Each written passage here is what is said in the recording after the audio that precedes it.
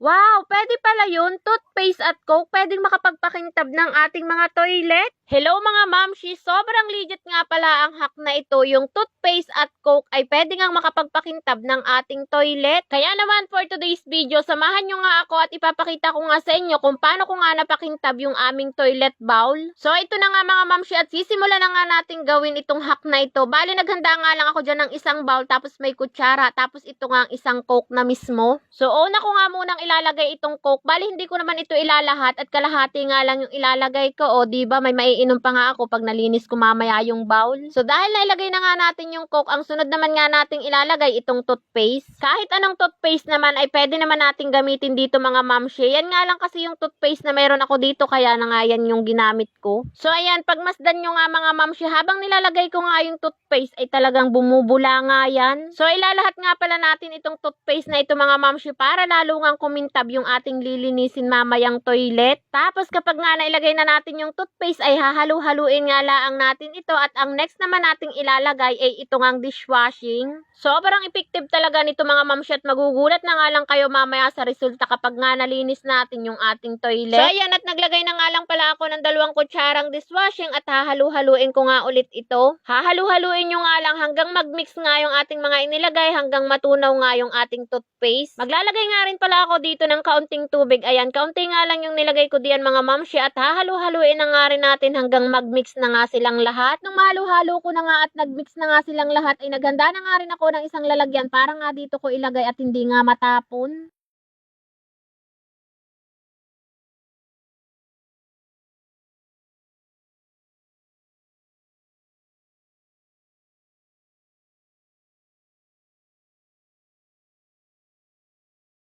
So, ayan nga mga mamshi, dahil nailagay na nga natin dito sa lalagyan ay mayroon pa nga buo-buong toothpaste, kaya naman inalog-alog ko pa nga hanggang sila'y matunaw. Pumasok na nga rin pala ako dito sa aming CR at ganito nga pala kadilaw yung aming bowl. Tinan nyo naman at pagkakadilaw parang isang buwang hindi nilinis. Wala pa namang isang buwang hindi ko nalilinis itong bowl naming ito. Sinadya ko nga mga mamshi hindi to linisin para nga manilaw at gusto ko nga subukan yung hack na ito. At gusto ko nga rin maipakita sa inyo o maibahagi kung legit nga ba itong gamit na lang ang toothpaste at Coke ay pwede na nga kumintab ang ating bowl o toilet. So ayan na nga mga mamshi, hindi ko na nga pala naipaliwanag sa inyo kung ano nga yung ginawa ko doon. Bali binabad ko nga muna pala yun ng 30 minutes. Pagkatapos nga ay binaras-brush ko na nga ito. Syempre kailangan naman nating brushin to. Hindi rin naman kaagad yan kikintab kung hindi nga rin natin sasamahan ng pagbabrush o pagkukuskus dyan sa ating bowl. Hindi naman kasi to magic na kapag nilagay nga natin yung ating ginawa doon ay pwede na nga kaagad itong kumintab. Syempre sasamahan nga natin ito ng pagbabrush. So ayan mga mamshi, nung nakuskus ko nga ay binuhusan ko nga ito at talagang sobrang legit nga at nawala na nga yung paninilaw ng aming bowl. So ayan, dito nga sa bandang ibabaw ng bowl namin mga mamshi, gumamit na nga rin pala ako ng Scotch Brite at binubuhusan ko nga nitong aking Minex. Grabe mga mamshi, yung mga dilaw-dilaw ay sobra talagang legit at natatanggal nga yung mga dilaw-dilaw.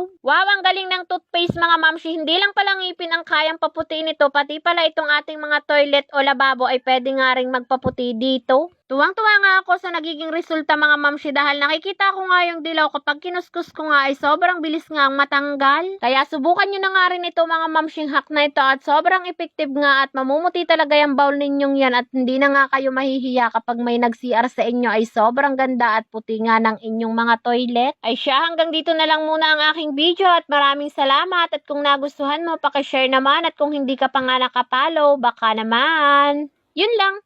Salamat. Bye!